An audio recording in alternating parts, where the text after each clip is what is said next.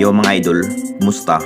Mandrag mga sports, tapi nga pala, ating pag-usapan, Barangay Nibra, may bagong guard player ng Barangay Nibra next season at bagong pamalit kay Scotty sa Gilas Pilipinas. Pero bago na nga yan, kung bago pa lang sa ating channel, huwag mong kalimutan mag-subscribe at i-click ang notification bell para like kang updated sa ating latest upload pa natin.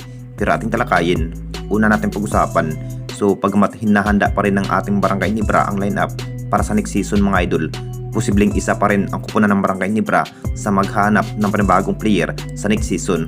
Sa naging bawat laban nga ng ating Barangay Nibra sa semifinals mga idol, masasabing na parang humihina ng araw ang kanilang bawat performance, ang kanilang ipinakita sa laban, at lalo na hindi pa rin ginagamit ang bagong player na si David Morel mga idol.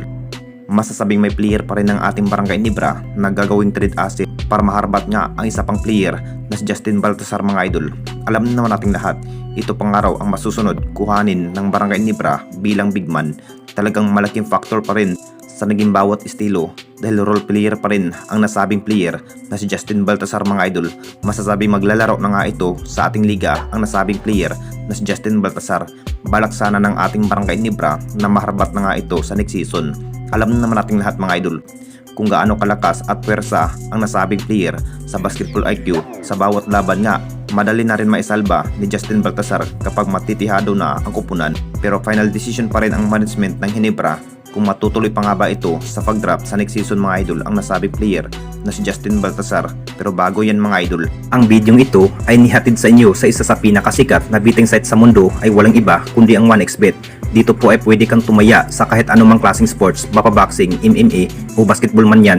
Gamitin lang ang promo code na sa comment section at makakatanggap ka ng aabot ng 12,000 pesos bonus sa iyong first deposit. Madali na rin mag-cash in at mag-cash out dahil meron na rin silang option gamit ang GCash. So ano pang hinihintay nyo mga idol? Mag-register ka na. Dito na naman tayo sa isa pa nating balita. Scotty Thompson, bagong pamalit sa Gilas Pilipinas. Alam naman natin lahat mga idol, malaking pasabog pa rin sa naging article na hindi muna maglalaro ang isang Scotty Thompson sa ating national team na Gilas Pilipinas sa paparating na FIBA of Beauty mga idol. Dahil sa may guto injury ang nasabing guard player ng ating national team na Gilas Pilipinas na si Scotty Thompson mga idol. Sa naging status nga ni Scotty sa kanyang guto injury, masasabing hindi pa rin kakayanin para makapaglaro sa ating national team na Gilas Pilipinas, at pati na rin ang nasabing highline forward na si Jimmy Malonzo mga idol. Malaking bagay pa rin ang isang Scotty Thompson kapag hindi maglalaro sa Gilas Pilipinas dahil si Scotty talaga ang makatamdim ng ating best import sa aggressive sa pakikipaglaban. Nakapag-desisyon na rin baka ang pamalit nga kay Scotty Thompson ang nasabing player na si Renz Abando mga idol. May chance pa rin na si Renz Abando ang masasabing pamalit nga kay Scotty Thompson sa ating national team na Gilas Pilipinas para sa paparating na FIBA o QT. Anong masasabi ninyo mga idol tungkol sa ating video?